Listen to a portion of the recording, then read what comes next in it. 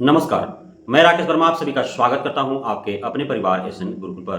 बिहार के सरकारी विद्यालयों में कार्यरत शिक्षक शिक्षिकाओं की पदस्थापना एवं स्थानांतरण को लेकर के नई नीति तैयार की जा रही है। नई स्थानांतरण पदस्थापना नीति लगभग बनकर के तैयार है। एक हफ्ता के अंदर फाइनली रिपोर्ट दे दिया जाएगा शिक्षा विभाग एवं मंत्रालय को। उसके उपरांत उस सभी बिंदुओं जो कमेटी के द्वारा सुझाव दिए जाएंगे उस पर विचार किया जाएगा और तदोपरांत अंतिम निर्णय शिक्षा विभाग के अपर मुख्य सचिव डॉक्टर एस सिद्धार्थ एवं शिक्षा मंत्री सुनील कुमार के द्वारा लिए जाएंगे। इसमें कहा यह भी जा रहा है कि विभाग सिर्फ सुझाव देगी, अंतिम निर्णय सरकार का होगा। आप सभी को ज्ञात होना चाहिए कि वर्तमान में पिछले लगभग 20 दिनों से शिक्षा विभाग के द्वारा गठित कमेटी, जिसमें 4 सदस्य हैं, एक अध्यक्ष जो बिहार के शिक्षा सचिव हैं एवं अन्य 3 इसमें सदस्य हैं, जिसमें बिहार शिक्षा परियोजना के बिहार राज्य शिक्षा महानिदेशक हैं, प्राथमिक शिक्षा निदेशक हैं, माध्यमिक शिक्षा निदेशक हैं। लगातार इनके द्वारा बैठकें की जा रही हैं। पिछले शनिवार को भी बैठक की गई थी, इस शनिवार को भी बैठक किए गए और अंतिम रूप से लगभग खाका तैयार कर दिया गया। 4 महत्वपूर्ण बिंदुओं पर निर्णय लिए जाने हैं। पहला तो हो गया पदस्थापना और स्थानांतरण को लेकर के, दूसरा हो गया शिक्षा सेवक को लेकर के, तीसरा हो गया अनुकंपा पर कैसे बहाली की जाए उसको लेकर के, और चौथा हो गया नई छुट्टी तालिका को लेकर के। इन चारों बिंदुओं पर निर्णय लिए जाने हैं और लिए जा चुके हैं। लगभग थोड़े काम बाकी हैं जिसे 1 हफ्ता के अंदर समेट लिया जाएगा। अब यदि बात प्रमुखता से पदस्थापना में स्थानांतरण का करें तो सक्षमता परीक्षा उत्तीर्ण नियोजित शिक्षक शिक्षिकाओं को जो जिला अलॉट किया गया है उसी जिला में उनके सहूलियत के हिसाब से ऐसा माना जा रहा है कि 2 प्रखंड या 3 प्रखंड उनको चॉइस के तौर पर चुनने की स्वतंत्रता दी जाएगी। उसके बाद कुछ विद्यालय भी उनके द्वारा चुने जाने की स्वतंत्रता दी जाएगी। तो इस प्रकार उन्हें 1 अगस्त 2024 से जो प्रारंभ होने हैं काउंसलिंग, वो करके विशेष शिक्षक के तौर पर उनको बहाल कर दिया जाएगा, पदस्थापित कर दिया जाएगा।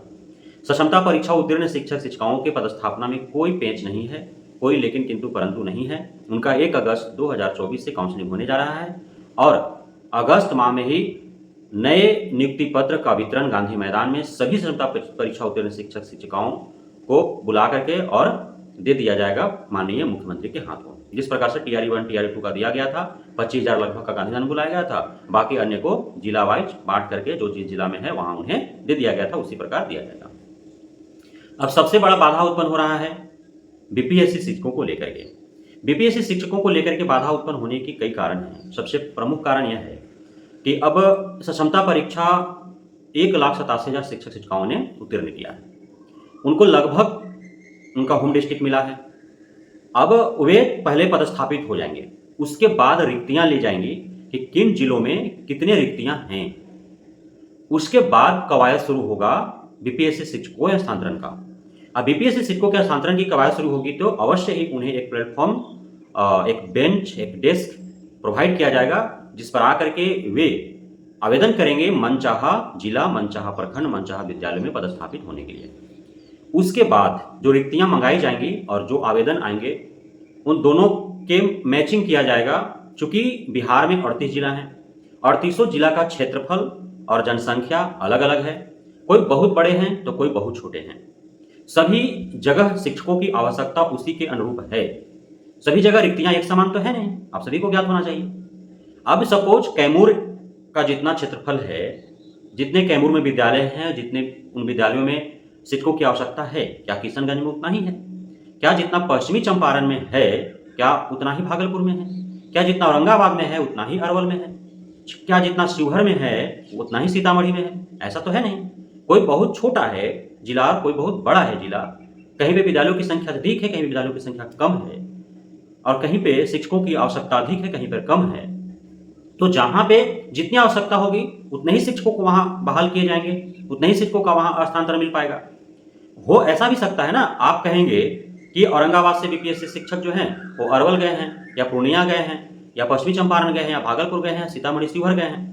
अब सभी जगह से औरंगाबाद आएंगे, औरंगाबाद में जो दूसरे जगह के हैं वो जाएंगे, मतलब बराबर हो जाएगा। कैसे बराबर हो जाएगा? आप समझिए कि जितना बड़ा औरंगाबाद है अरवल उतना बड़ा नहीं है। समझ रहे बात को? अब सपोज कि अलग अलग जगहों से, अरवल से भी अलग अलग जगहों पर गए होंगे। अब अरवल में भी अलग अलग जगहों के हैं। अब जितना अरवल को रिक्तियां चाहिए, क्या पश्चिमी चंपारण को उतनी ही चाहिए? क्या किशनगंज को उतनी ही चाहिए? क्या औरंगाबाद को उतनी ही चाहिए? क्या भागलपुर को उतनी ही चाहिए? क्या कैमूर को उतनी ही चाहिए? क्या भैंसपुर को उतनी ही चाहिए? नहीं, अरवल में कम शिक्षकों की आवश्यकता है, अरवल में कम रिक्तियां हैं। अब अरवल में रिक्तियां कम हैं, चूंकि विद्यालय वहां कम हैं, साथ ही ऑलरेडी उन विद्यालयों में विशिष्ट शिक्षक कार्यरत हो जाएंगे, पूर्व से नियोजित शिक्षक कार्यरत रहेंगे, बीपीएस शिक्षकों को तबादला की आवश्यकता है। तो अब अलग अलग जगहों से शिवहर के लोग जो है शिक्षक शिवहर में आने का प्रयास करेंगे और शिवहर में उतना रिक्तियां मिल नहीं पाएगी। दूसरी तरफ शिक्षा विभाग को यदि सभी शिक्षकों का स्थानांतरण उनके ही जिला में कर देने की यदि प्रयास होती या होगी तो फिर 3 जिलों का ऑप्शन ही नहीं दिया जाएगा। सीधी सी बात है, सक्षमता परीक्षा में 3 जिलों का ऑप्शन दिया गया। क्या 100% सक्षमता परीक्षा उत्तीर्ण शिक्षकों का पदस्थापना उनके होम डिस्ट्रिक्ट में हो ही रहा है? ऐसा तो नहीं है, क्योंकि ठीक है अब वास्तविकता चाहे धरातल पर जो भी हो, लेकिन जो बीएससीबी के द्वारा आंकड़ा दिया जा रहा है उसी पर यदि आप बात करें तो 92% शिक्षक शिक्षिकाओं को होम डिस्ट्रिक्ट मिला है, 8% को नहीं मिला है, सेकेंड चॉइस थर्ड चॉइस मिला है, या तीनों में से कुछ भी नहीं मिला। तो वो जो 8% हैं आंकड़ों के हिसाब से, तो उन्हें अपना जिला मिल पाया? नहीं मिल पाया ना। या धरातल पर जो जिस प्रकार से शिक्षक शिक्षिकाओं के द्वारा कही जा रही है कि बीएससीबी का जो आंकड़ा दिया हुआ है उसमें रत्ती भर भी सच्चाई नहीं है, सच्चाई धरातल पर कुछ और है। तो जो भी हो, लेकिन 100% शिक्षक शिक्षिकाओं का उनका फर्स्ट चॉइस डिस्ट्रिक्ट या होम डिस्ट्रिक्ट नहीं मिल पाया। सिर्फ वही कंडीशन जो है यहां भी होने वाला है बीपीएससी वालों में भी। बीपीएससी शिक्षकों का जब तबादला दिया जाएगा तो उस समय 3 ऑप्शन मांगे जाएंगे। अब आप 100% शिक्षक शिक्षिकाओं का आपका होम डिस्ट्रिक्ट फर्स्ट चॉइस से मिल जाए, यह कोई गारंटी नहीं है कि सभी को मिल जाए। अब इसमें सर्वप्रथम जो प्राथमिकता दी जाएगी वह प्राथमिकता दी जाएगी दंपति को, वह प्राथमिकता दी जाएगी दिव्यांगजनों को, वह सिंगल पेरेंट्स को, असाध्य रोगों से ग्रसित जो हैं उन्हें, और खास करके महिलाओं को। उसके उपरांत जो बच जाएंगे शेष, उन्हें रिक्तियों के अनुसार उनका ऐच्छिक स्थानांतरण का लाभ मिलेगा। इन लोगों को, इन शिक्षकों को स्थानांतरण मिल जाएगा ऐच्छिक, दंपति को, दिव्यांग को, असाध्य रोगों से ग्रसित को, जो सिंगल पेरेंट्स हैं उन्हें, और खास करके महिलाओं को। लेकिन अन्य को मुश्किल है थोड़ा, उन्हें गृह जिला में मिलेगा तो आउटर क्षेत्र के विद्यालय में उनको पदस्थापित किया जाएगा, और अन्यथा उन्हें दूसरे जिला भी मिल सकते हैं, जिसमें सबसे अधिक भुक्तभोगी जो होंगे वो होंगे 40 वर्ष से कम युवा शिक्षक वे भुक्तभोगी होंगे। उन्हें हर हाल में सुदूर ग्रामीण क्षेत्रों के सरकारी विद्यालयों में ही पदस्थापित किया जाएगा, यह अब तय हो चुका है। उन्हें तबादले का ऐच्छिक स्थानांतरण का लाभ तभी मिल पाएगा जब उस जिला में इन 4-5 जो प्रकार के जो शिक्षक शिक्षिकाएं हैं उन्हें छोड़ करके यदि शहरी अर्धशहरी ग्रामीण क्षेत्रों में विद्यालय होंगे तभी लाभ मिल पाएगा। अन्यथा की स्थिति में उन्हें, क्योंकि सुदूर ग्रामीण क्षेत्रों में भी तो विद्यालय है ना, वो विद्यालय बंद थोड़ी कर दिए जाएंगे, वो चलाए ही जाएंगे ना। तो वहां तो आपको अपना ही जिला मिलेगा तो उन क्षेत्रों में जाना पड़ेगा, अन्यथा आपको आस पड़ोस के जिला मिलेंगे, बस सीधी सी बात है।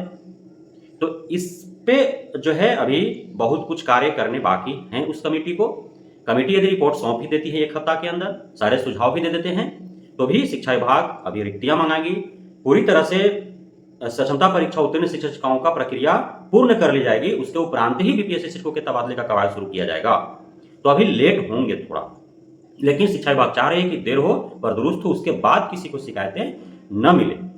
फिर भी शिकायतें रह जाती हैं तो मैनेज आपको करना पड़ेगा, क्योंकि उससे अत्यधिक सहूलियत और सुविधा आपको शिक्षा विभाग नहीं दे सकती है। बहुत बहुत धन्यवाद आप सभी शिक्षक साथियों का हमारे साथ जुड़े रहने के लिए, बने रहने के लिए, इतना प्यार देने के लिए, हम पे भरोसा बनाए रखने के लिए।